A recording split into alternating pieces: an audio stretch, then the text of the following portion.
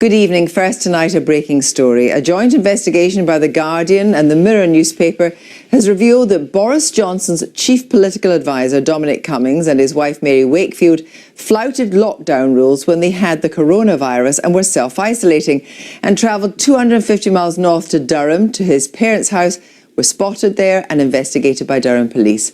The BBC has been told they were taking their 4-year-old son to be looked after by his elderly parents, which in itself begs all sorts of questions. Our policy editor, Lewis Goodall, is here. Lewis, tell us what we know what happened. Yes, Kirsty, as you say, our colleagues at The Guardian and Mirror are breaking this story. I think it's important to just really go through the timeline here to really understand what has happened.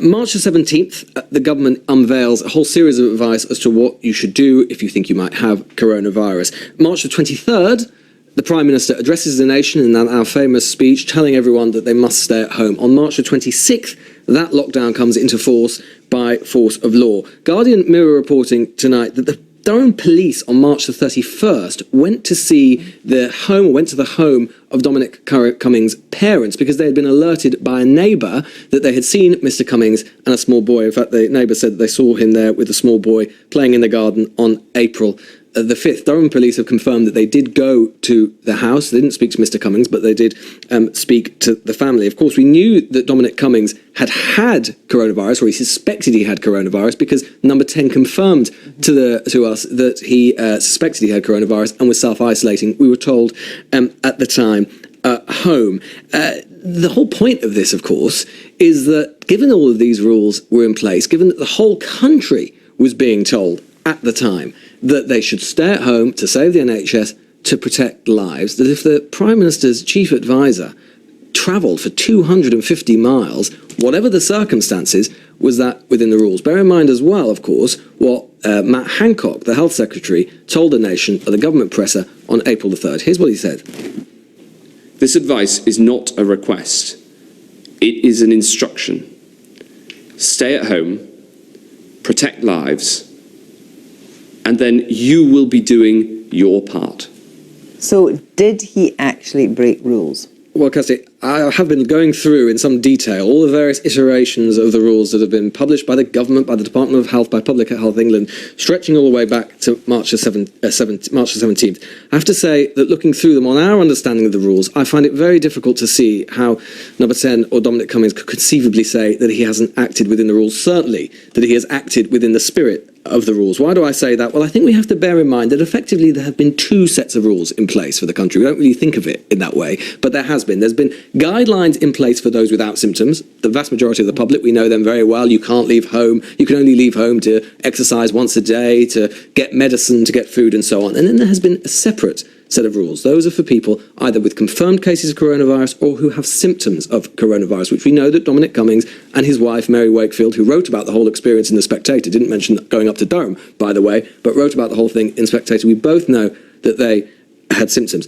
For those sort of people, the advice all the way back since March the 17th, so way preceding Mr. Cummings' alleged trip, has been unequivocal, and I'll just read them through now. Can I leave my home if I'm self-isolating? I've checked with the Department of Health tonight to see if this was the case, and they say it is. These were the rules since March the 17th. If you or someone you live with has symptoms of coronavirus, do not leave your home for any reason. If you need food or medicine, order it online or by phone, or ask someone to deliver it to your home. Do not have visitors in your home, including friends and family. Do not exercise at home. You can use your garden if you have one. And in a few iterations of the rules, there has been a separate section, which I think Mr. Cummings' allies are adverting to tonight, talking about it may not be possible to always observe these rules with children. But nonetheless, it seems hard to argue that that would nonetheless justify the enormous trip all the way up to County Durham, and to bring in another element of that as well, which is another element of the rules. Many families and all of us have been told that children can't see their grandparents because they are at risk. Begs the question, why would you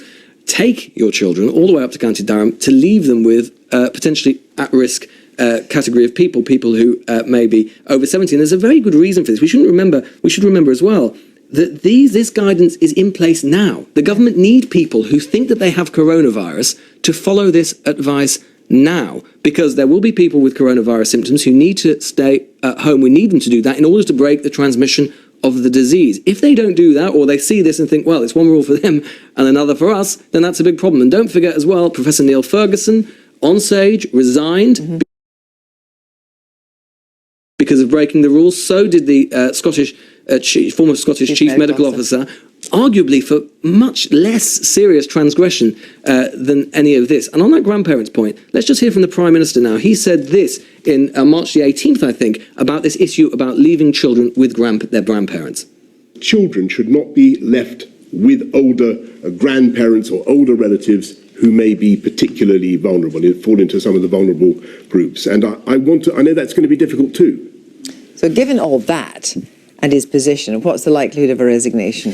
Well, as I said, Kirsty, we've already seen two high-profile resignations, not as high profile of Mr. Cummings, but pretty high profile for, as I say, what could be considered rather less serious transgressions. Mr. Cummings has spoken via sources tonight, saying that he won't be resigning, that he's acted within the rules because he was living in a separate building when this took place. I have to say, that isn't detailed in the rules, but of course it wouldn't be, because it would be an extremely specific circumstance. So it's certainly true to say that that isn't prohibited within the rules, but it would be an odd set of guidelines that went into such detail. Of course, Mr. Cummings is absolutely crucial to the Prime Minister, key ally of the Prime Minister. Also true to say, though, of course, that he is not without enemies in the Conservative Party. There are a lot of Conservative backbenchers in particular who do not care for Mr. Cummings, do not care for his breed of politics. And one senior Conservative backbencher tonight telling us that, frankly, as far as they're concerned, if you make the rules, then you can't break the rules. It is going to be an uncomfortable weekend for Number 10. And, of course, opprobrium now being heaped on by other parties. Absolutely. So we've seen the Labour Party saying tonight that Number 10 have got to come out with a full explanation for Mr. Cummings' actions. We've also seen the SNP. Of course, they themselves got burned to some extent, even though, of course, the Scottish Chief Medical Officer wasn't an SNP figure, but it was a period of deep difficulty for Nicola Sturgeon, saying that, frankly, again, it is doing them or doing the country no good, they say, if you have someone seen to be broken the rules in this fashion. Yes, we've been hearing from Kirsty Blackman tonight from the SNP as well. So let's take you on to what else you've been doing today. And the whole question of looking at how we get out the lockdown, in a way you might say it was simpler and more straightforward to get into the lockdown, but there's quite a lot of competing imperatives on coming out of the lockdown. And lots of reasons why, for mental health, for work, for everything else we need to get in. But one key thing will get us out the lockdown is schools. And